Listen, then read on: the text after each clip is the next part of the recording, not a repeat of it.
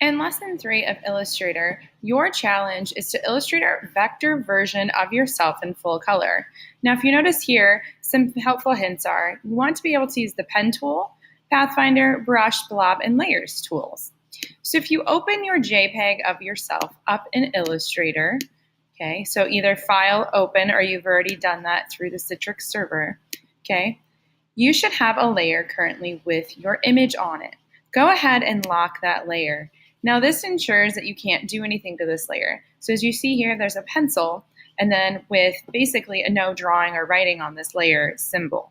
Okay. In order to be able to create our artwork, go ahead and create a new layer. So click that button in the bottom right-hand corner. To start, I'm going to name this layer Face. Okay. This is the layer that I'm going to start working on my face. Okay. So I'm actually going to zoom in. Right? Now, we all know how to use the pen tool from previous exercises, but we haven't used the curvature tool yet.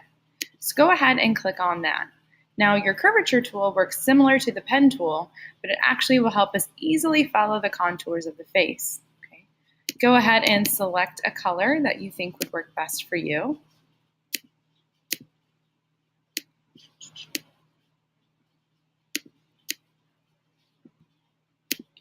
And then you can go ahead and begin.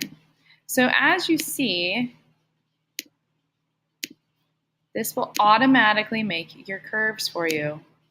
So I am coming in and I am just clicking. There is no dragging or anything like that. Okay. Now what's going to happen, as you can see as I go around my face, obviously I'm just doing the contour, so just the outline. You will make more layers later to help bring in more detail, such as your lips, your eyes, things like that, or shadows or highlights that are in your face. Now, just like the pen tool, I connected my curvature here, okay?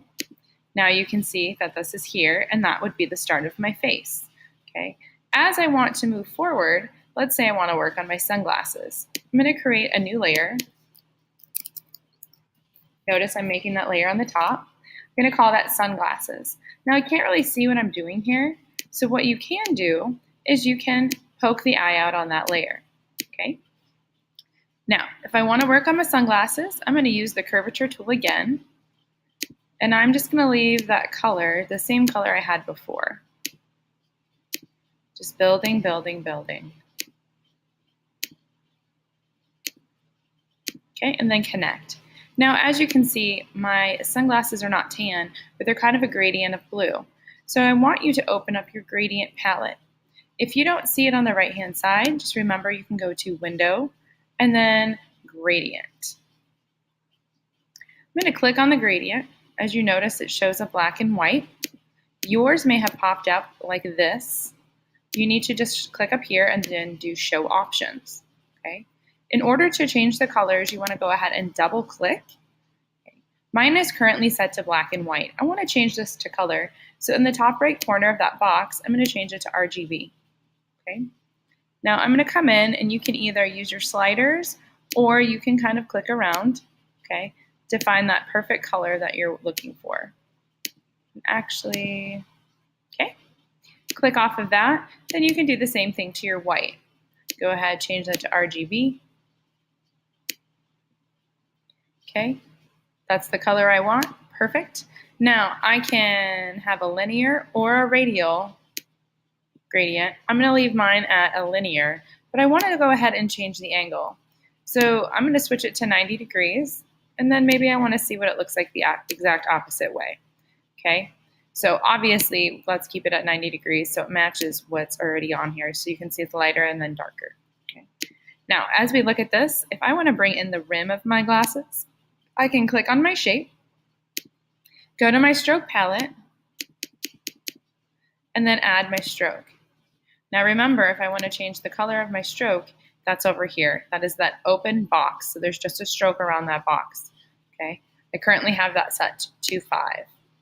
Right? And then you can see that. Now, if I click my face to turn back on, you can see how nice and neat that looks. Okay. You can also see that maybe I need to make my glasses color a little bit brighter on the rims so they really pop out. Okay. So I'm going to overemphasize that highlight on there so you can really see it. Okay. The next thing that you want to do is I'm going to still work on my sunglasses layer. You can also use something called the blob brush tool. So it should be right under your paint tool. Okay. Here's your paintbrush tool. Here's the blob brush tool.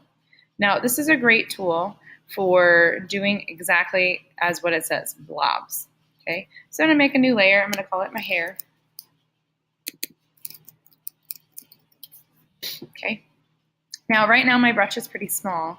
If I use the brackets to the right of the letter P on your keyboard, you can make your brush bigger or you can make it smaller. Okay, so I'm going to come in here and I'm going to get quite large because I'm going to start with a really dark brown color. Now the blob brush works with your stroke. Okay, so it's your stroke color. So let's come in here and find a really rich brown color. There we go. Okay, now if you watch here, I'm going to come in. This is very similar to using paintbrush. So I'm just drawing and I'm clicking. Okay, it's looking a little rough, but I'll show you how to fix that here in a second. Maybe I want to make my brush smaller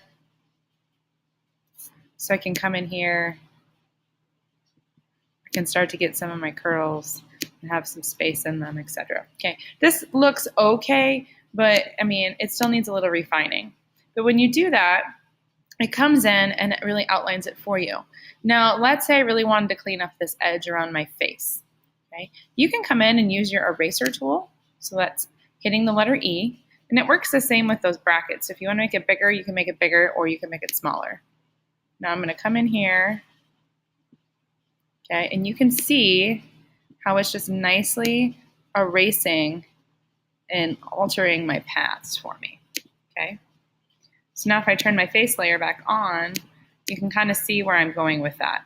Obviously, I did that pretty quickly and it needs a lot of work, okay? So those are the steps that you need to do in order to illustrate your face, okay? Let me know if you have any questions.